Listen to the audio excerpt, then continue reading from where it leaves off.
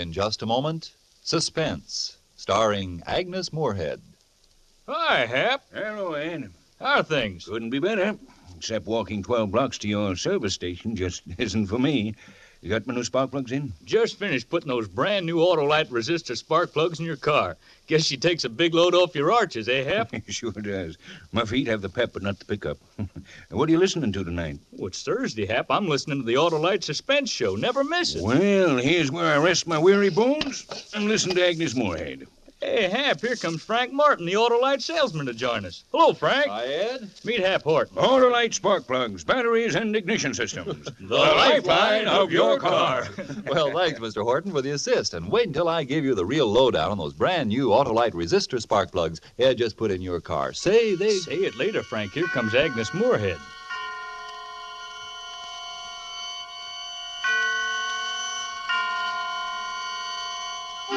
Suspense.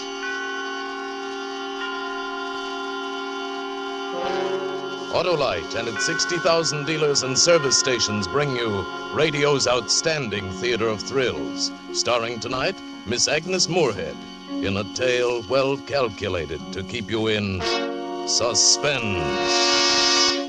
Today, everybody's switching to Autolite, and tonight, Autolite takes pleasure in presenting... Anton Leder's production of the famous short story, The Yellow Wallpaper, starring Agnes Moorehead.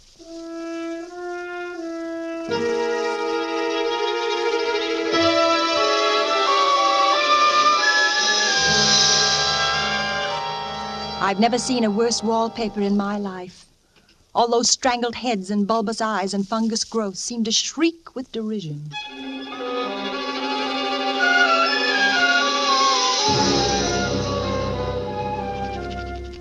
When we came to this house, the minute I saw it, I made up my mind secretly to start writing again in spite of them.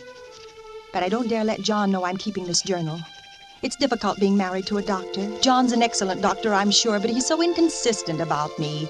He says I'm not really sick, that I'm only a little run down from caring for the baby, that I have a temporary nervous depression. Yet he prescribes phosphates or phosphites, I don't know which, and tonics and exercise.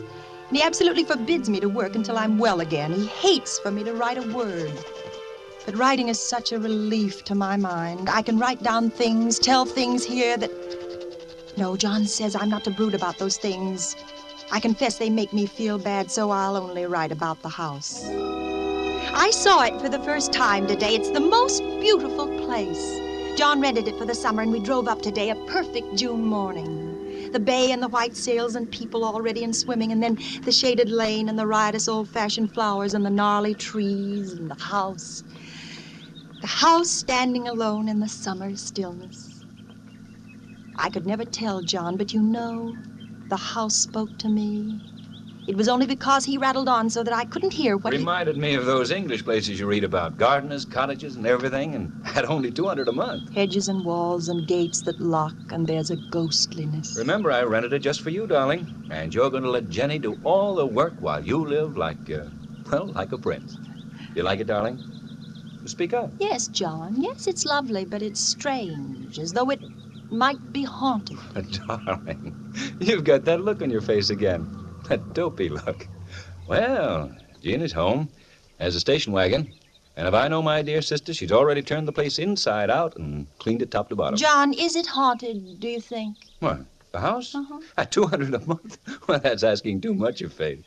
Come on, how about... You always laugh at anything you can't touch or see or put down in figures. There is something strange about the house. I feel If you weren't always imagining I'm not things. imagining. One reason I don't get well is that you don't believe me. You don't even believe I'm sick. You tell my friends and relatives.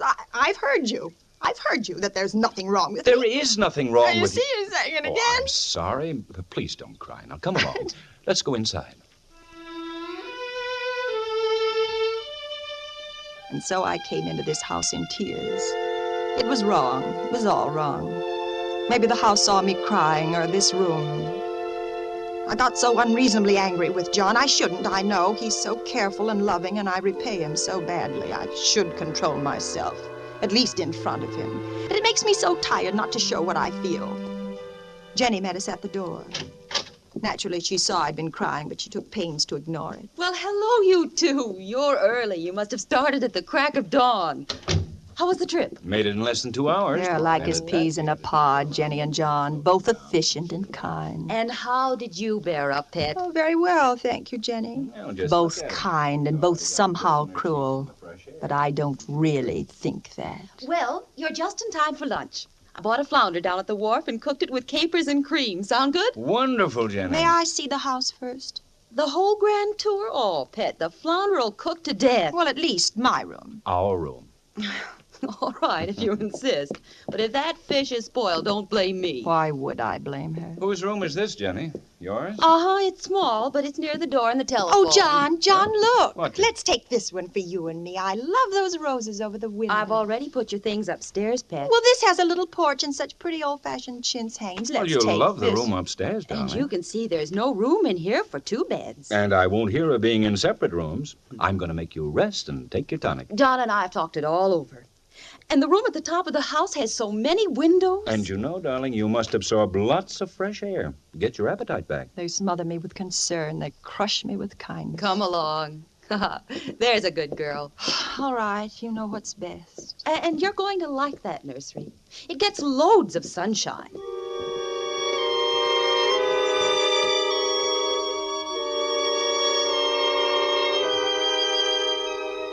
Up the steep, narrow stairs, 2 stories up to the very top of the house. There's a gate at the top that locks. I wonder why. And beyond the gate is the nursery room. This room. It is big and airy, nearly a whole floor with windows that look every way. They say it was a nursery. But what was it, really? Open them all, Jenny. Wide. All right. Well, darling?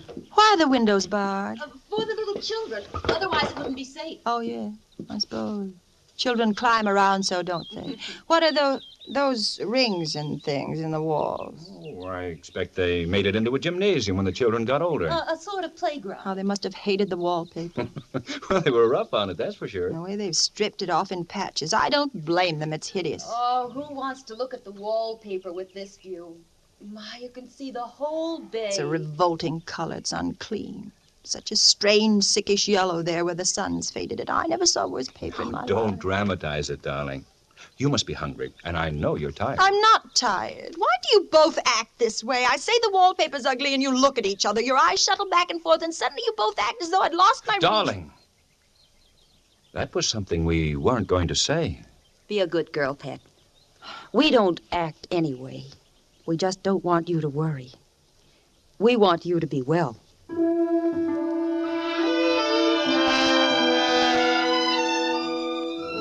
It's true, that's all they want. John laughs at me, of course, but one expects that in marriage. And he says I have foolish fancies and he sometimes can talk them away, but not this time. No matter what he says, it's a smoldering, sulfurous, unclean, it's hideous wallpaper. No wonder the children scratched at it and stripped it down. No wonder they gouged the plaster with their little fingernails. No wonder they hate it. I hate it myself. And somehow, I feel it hates me.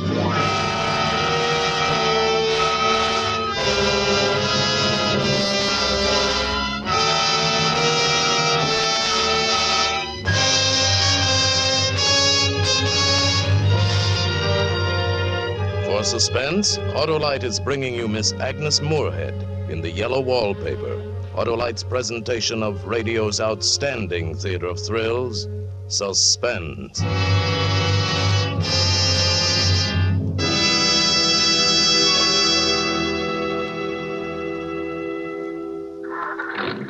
Say, Ed, isn't she terrific? Yes, sir. Agnes Moorehead is always terrific. She sure is. Say, car sure sounds good. I couldn't resist stepping on the starter. And these new Autolite resistor spark plugs sure make this a contented car. Yep, and you got the first set in town. Well, right now you can get Autolite resistor spark plugs almost anywhere in the United States. It's sensational. Why, no other spark plug will give and maintain such performance. Sounds like a good sales story. Where did the name resistor come from, Mr. Morton? Autolite worked with leading car and truck manufacturers, and they ignition engineered a 10,000 ohm resistor right into the Autolite spark plug. That permits a wider spark gap setting and maintains it far longer than any other spark plugs. Mm-hmm. Actually, Mr. Horton, when you replace your narrow gap spark plugs with a set of wide gap Autolite resistor spark plugs, you can tell the difference in your car. That's right from the book, I'll bet, Mr. Morton? Well, guess so. But here's the simple lowdown. As a result of the wide gap in the resistor spark plug, your engine idles smoother. You have better luck with lean gas mixtures and save gas. And within established limits, you reduce spark plug interference with radio and television reception. Yes, and today you can get the resistor spark plug from almost any of Autolite's 60,000 dealers. That's the biggest spark plug news in years. And now Autolite brings back to our Hollywood soundstage Miss Agnes Moorehead as star in The Yellow Wallpaper, a tale well calculated to keep you in suspense.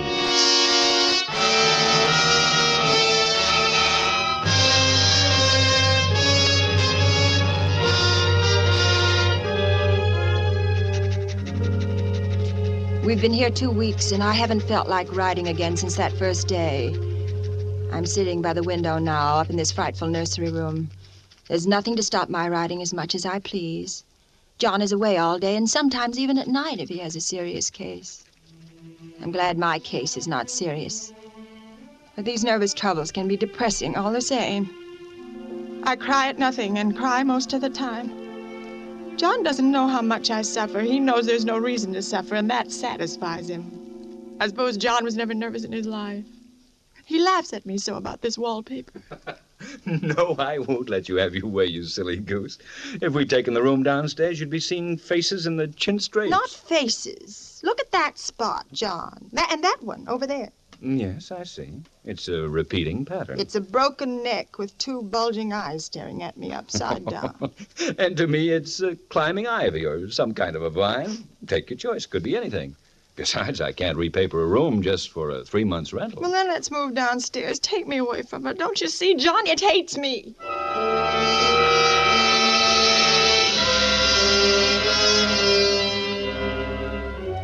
I wish I'd get well faster. Just use your will and your good sense, darling. I'm afraid. But you're so much better. When I married you, I meant to be such a help, but I'm only a burden. You are a help to me. You're my comfort. I can't even be with my baby. It makes me so nervous. Will I ever be well enough to see him again? Of course you'll be well, if you try. Then I'll try, I promise. From now on, I won't look at the wallpaper, and I'll stop seeing things out of the windows. Out the windows? Oh, I see people walking up and down the paths and in the arbors. I know it's silly, and it's only in certain lights when I look at the wallpaper from the bed that I see... See what? Nothing. Nothing. No, you're right. There's nothing except a pattern.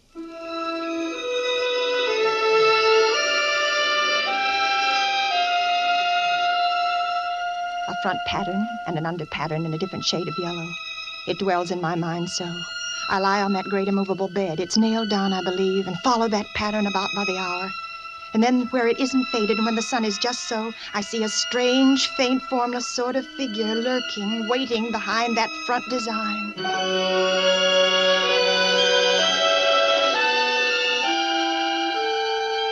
I don't know why I should write like this day after day. I don't want to. I don't feel able. And I know John would think it absurd, but I must express what I feel and think in some way. It's such a relief. There are things in that wallpaper that nobody knows about but me. You know, there's a woman stooping down and creeping about behind that pattern.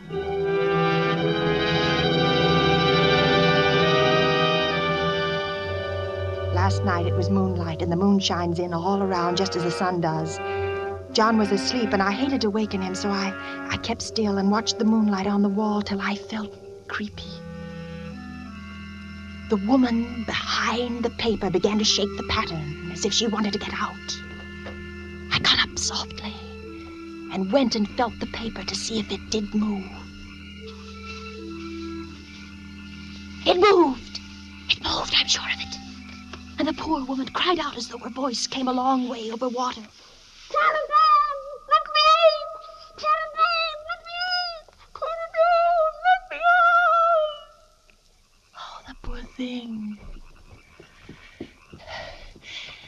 Then I went back to the bed.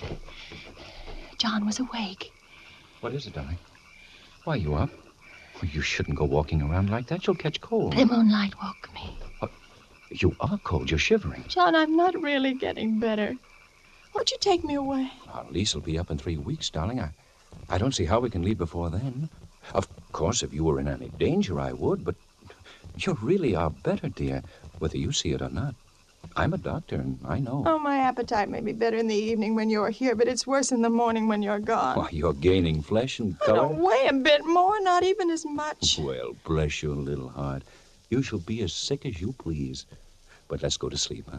And talk about it in the morning. You won't go away? How can I, dear? And why should I, since you're better? Better in body, perhaps, but Darling, in my... for my sake and your sake and for the sake of our child, I beg you not to let that idea enter your head, not for an instant. Can't you trust me as a doctor when I tell you it's a false and foolish idea? Answer me, darling. Don't you trust me? Yes, of course I trust you, only... What? I'm sleepy. Let's go to sleep. But I didn't sleep.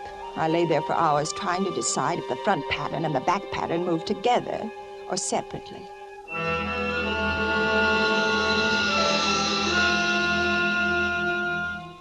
At night, in the moonlight, the front pattern becomes bars. And the woman behind it shakes the bars. Yes, she shakes the bars as she creeps around.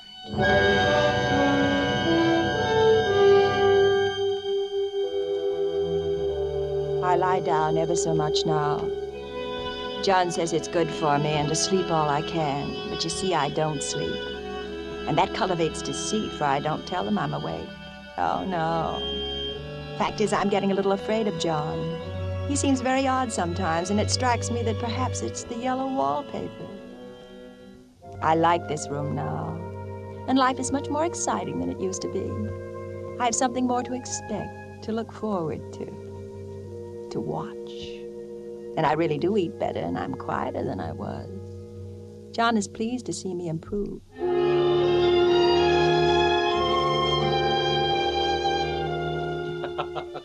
You see? You're flourishing like a weed in spite of your wallpaper. Yeah. In spite of the wallpaper. In spite of it. Because of it. But I had no intention of telling him that. He might want to take me away, and I don't want to leave now until I found out. There's 1 week more, and I think that will be enough.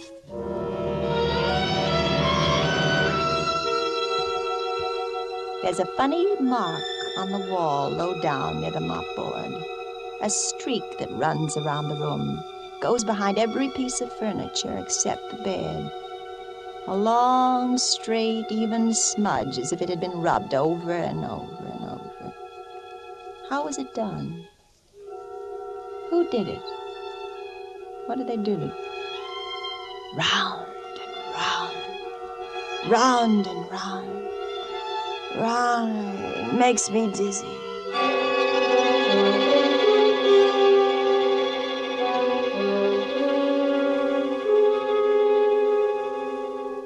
I've really discovered something at last.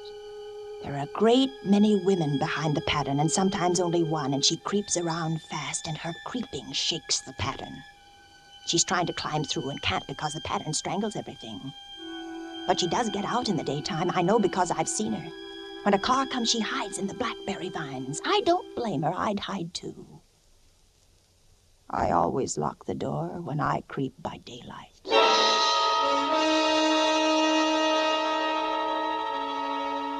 There are only 2 days left to tear this paper off and let the woman out in the room. And John's beginning to take notice. I don't like the look in his eyes or the way he talks with Jenny about me. I overheard them. She isn't sleeping nights, Jenny. She's quiet, but I know she's awake. Well, it's little wonder she sleeps the whole blessed day. Yeah. Maybe I ought to call in another doctor. No, it's just stubbornness, John. She's determined to prove you're wrong. I suppose you're right. Oh, I'm sure she'll improve. Oh, darling. Well, hello, pet. how you creep about. Well, that's a funny thing to say, Jenny. It isn't I who creeps. Jenny says you stay in your room too much. You don't take your exercise. You tell me to rest and then you tell me to take exercise. I can't do both. Well, As though I can't see through them. tomorrow's our last day here. We'll talk about exercise when I get you back to town. I'll have to rouse you out of bed pretty early, Pet. You know, some of that furniture up there belongs downstairs, and the movers will be here at 9. Maybe you'll sleep upstairs tonight, Jenny, so you won't be alone, darling. You won't be here tonight, John? Well, not until tomorrow evening. There's a difficult case. If you're going to feel Oh, lonesome... no, Jenny. I'll rest better alone. I'm sure of it. Thank you all the same. That was clever of me. The sly thing. I won't be alone a bit. As soon as the moon shone in, the poor thing behind the paper began to crawl and shake the pattern. I ran to her. I pulled, and she shook. I shook, and she pulled. In my morning, we'd peeled off yards and yards of yellow wallpaper, a strip about as high as my head and half around the room. When Jenny came up in the morning, she looked at the wall in amazement. You know why I did it, Jenny? Just to spite the vicious thing. Why are you so surprised? Oh, I'm not. Why, I wouldn't mind doing it myself. But you mustn't tire yourself, Pet. She wouldn't mind doing it. Why don't you come downstairs and lie down?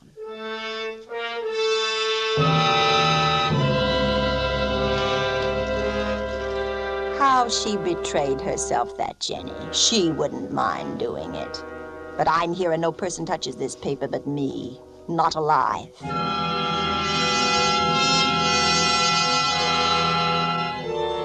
I've locked the door and thrown the key down into the front path. I don't want anybody to come in till John comes. I want to surprise him. And I've got a rope up here. Even Jenny doesn't know that. If the woman gets out from behind the pattern and tries to run away, I can tie her securely to one of the rings in the wall. There she is. There, see how the pattern moves, like wallowing seaweeds.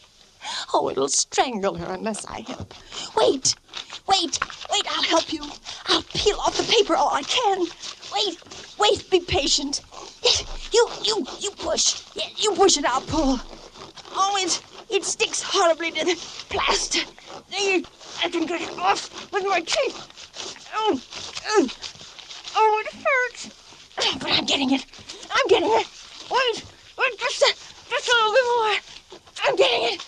A little bit more.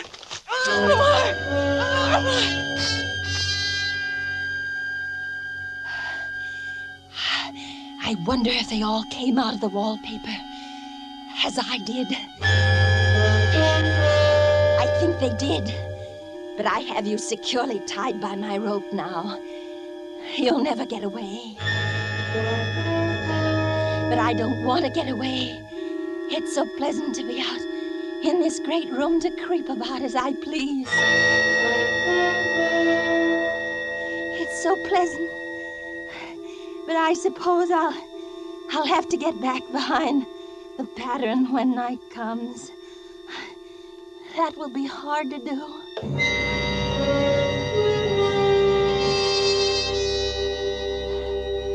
Well, it's better than going outside. I won't go outside, even if Jenny asks me to. For outside, I have to creep on the ground where everything is green instead of yellow. And here, I can creep smoothly on the floor. Listen, she's coming now. Darling, open the door. You hear me? Open the door. Oh, it's John at the door. Open the door, darling. Open it, please, dear. How he does pound and shout. It's no use, Dr. John. You can't open it. Open it, do you hear me, dear? Open it! Jenny, bring me the axe. Hurry. Oh, no, he'll break down that beautiful door. John, dear, the key's down in front of the house under a plantain leaf. Please, my darling, It's please. down by the front door, John. Open the door, for heaven's sake, open it. I can't. The key's downstairs, John. It's under a plantain leaf by the front steps. It's under a plantain leaf, John. Go and see. Go and see. You'll find it if you look. You'll find it. There. He's gone to look. The wallpaper has stopped laughing. The evil thing. Now I can creep slowly, smoothly on the floor. Round and round, round and round and round. And my shoulder just fits into that long smudge on the wall so I can't lose my way. Oh, he's coming back. He's running on the stairs. How astonished he'll be. Darling! Oh, my dear, what is it? What's happened? I've got out at last, John. Out? Yes, out in spite of you and Jenny. I pulled down the paper. I shook the pattern and pushed and pulled it down. It stuck horribly. But he'll never put me back. He'll never put me back. You're so pale, John. Why do you close your eyes? You watch. Watch how swiftly I creep around in this lovely yellow room.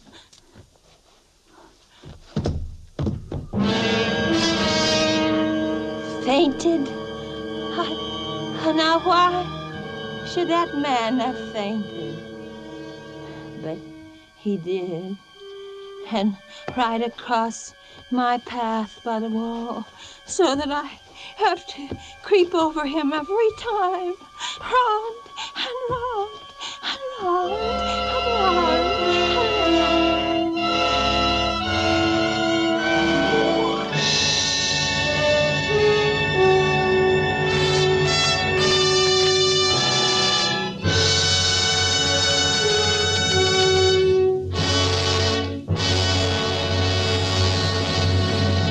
Thank you, Agnes Moorehead, for a magnificent performance. Miss Moorehead will be back in just a moment.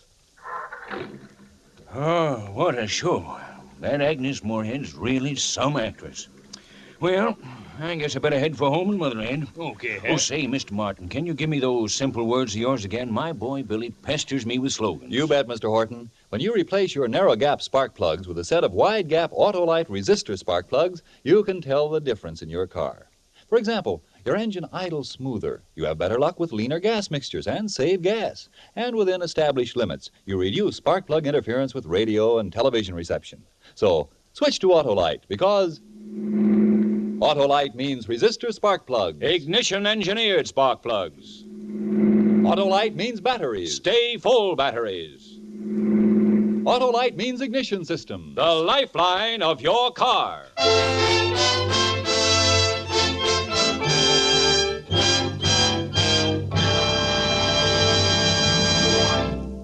And now here again is Miss Agnes Moorehead. It's always a great pleasure for me to appear on Suspense. I've thoroughly enjoyed this appearance this evening. And next week, when I turn listener again, I'll join the rest of you to welcome Mr. Charles Lawton's return to these microphones in a role written especially for him. Next week, then, An Honest Man, starring Charles Lawton, on Suspense.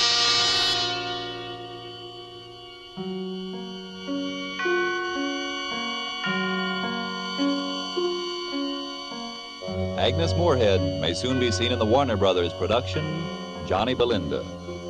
Tonight's suspense play was adapted for radio by Sylvia Richards from an original story by Charlotte Perkins Gilman. Music was composed by Lucien Morawick and conducted by Lud Gluskin. The entire production was under the direction of Anton M. Leader. Next Thursday, same time, you will hear Mr. Charles Lawton in An Honest Man.